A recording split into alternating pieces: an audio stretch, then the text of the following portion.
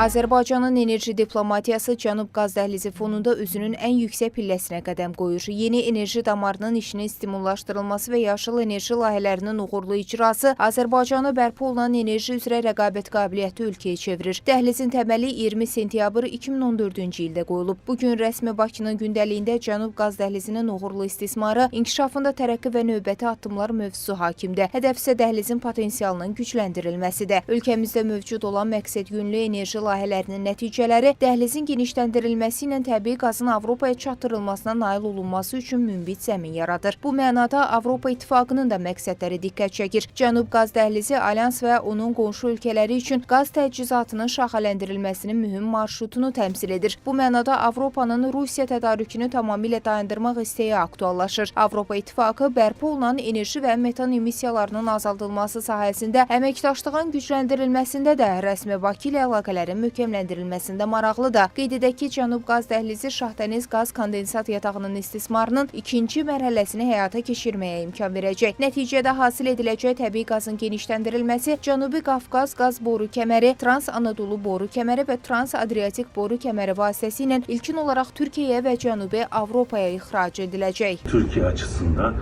hem Azerbaycan ilişkileri hem Avrupa ilişkileri açısından önemli bir hat olmakta ve Türkiye'nin doğal gaz ihtiyacının da bir kısmını Rusya'dan değil Azerbaycan'dan sağlamasına neden olmakta ve bu fırsatı sağlamakta ve Avrupa açısından da Rusya doğal gazına alternatif bir hat oluşturmaktadır. Azərbaycanın prioritetləri sırasında Avropanın təbii qaza olan ehtiyacının müəyyənləşdirilməsi ön sırada dayanır. Təsadüfi deyil ki, Bakının ev sahibliyi etdiyi Cənub qaz dəhlizi məşvərət şurası çərçivəsində nazirlərin 11-ci və Yaşıl Enerji Məşvərət Şurası çərçivəsində nazirlərin 3-cü iclaslarında çıxışı zamanı Prezident İlham Əliyev qaz təchizatımızın Avropadakı coğrafiyasının bir mənalı olaraq genişlənəcəyini bildirib. Dövlət başçısının sözlərinə görə Azərbaycan təbii qazı 12 ölkəyə çatdırır ki, onlardan 10-u Avropa ölkəsi, 8-i isə Avropa İttifaqının üzvləridir. Rəsmi Bakı üçün yeni yerlərdə hasilatın başlamasının önəmi bir daha gündəmə gəlir.